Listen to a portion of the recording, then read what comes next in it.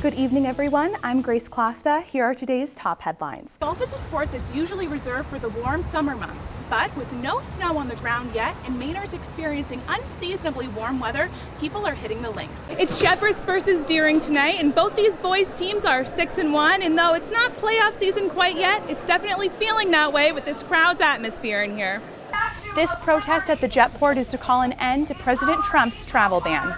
Colin Coyne has been cashing in for the Yachtsmen. He's averaging about 20 points per game. We'll see how he does tonight in their game against Wainfleet. With all of these snowstorms this past week, many Mainers have been staying inside. With another storm coming tomorrow, set to bring about a foot to some areas, we went out to some small South Portland businesses to see how all of this snow is affecting them.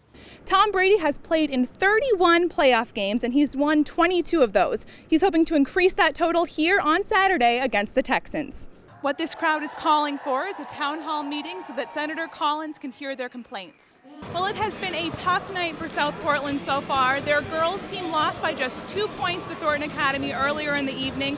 Right now at the half, their boys team is down by 9 points against Thornton Academy. We'll see who comes out on top at the end of their game tonight here at the Cross Insurance Arena in Portland. I'm Grace Chlosta, back to you.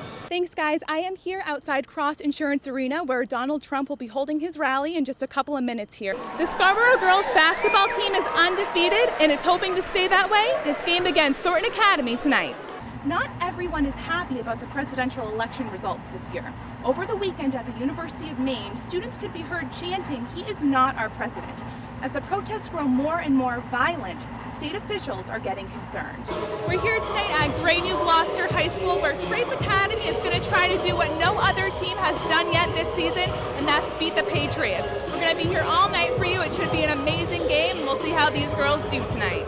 We're here tonight at the Portland Expo for the second round of basketball tournaments. Behind me now, the York and Westbrook boys teams are warming up for their matchup, set to start in just a couple of minutes here.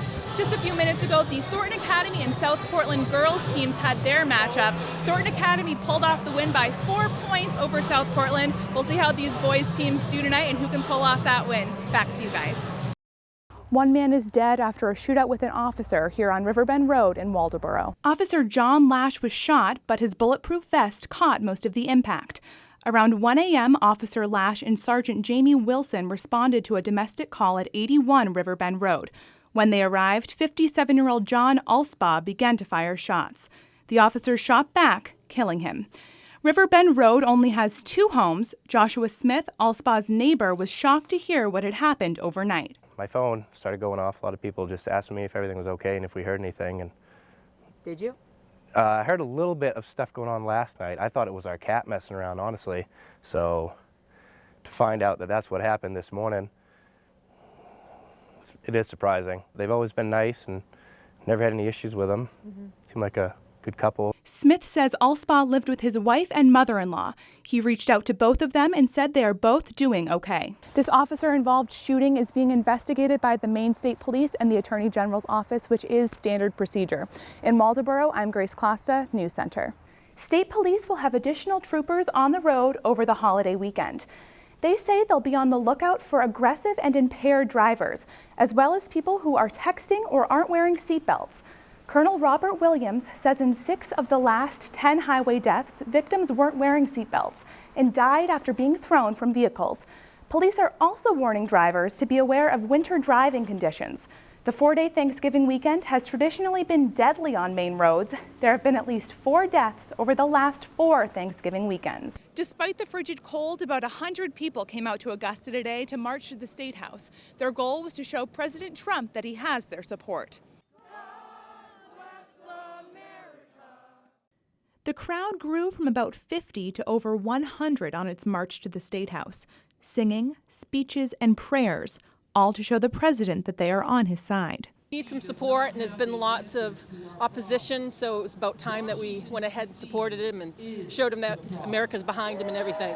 President Trump sent out a round of tweets early this morning, claiming President Obama wiretapped his phones during the election process. I think he's probably right because I don't think he'd ever say anything like that if he didn't have some sort of proof. His tweets didn't seem to bother his supporters. In fact, some appreciate them. Everybody's all upset because he likes to tweet, but this is how his way of letting the public know exactly what he's thinking.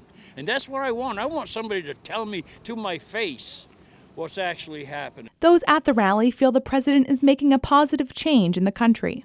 He's keeping jobs here, that's for sure, and he's saving our government money already on airplanes and keeping factories here, not moving across country. He's making good deals with China. I mean, he's already been saving us millions of dollars. They also wanted to send a message to those who are still fighting against Trump's victory. They won't drop it. They're still whining and crying that they lost. Get on with life. Get over it. Work with the president, or at least try. The folks here at the rally today say they hope by extending the olive branch, the two parties can meet somewhere in the middle. In Augusta, Grace Chlosta, News Center. As Thanksgiving approaches, thousands of Mainers are spending time collecting food items and packing holiday meals for those in need. The York County Shelter Program has already distributed 1,100 boxes filled with Thanksgiving favorites like cranberry sauce, stuffing, and of course, a turkey.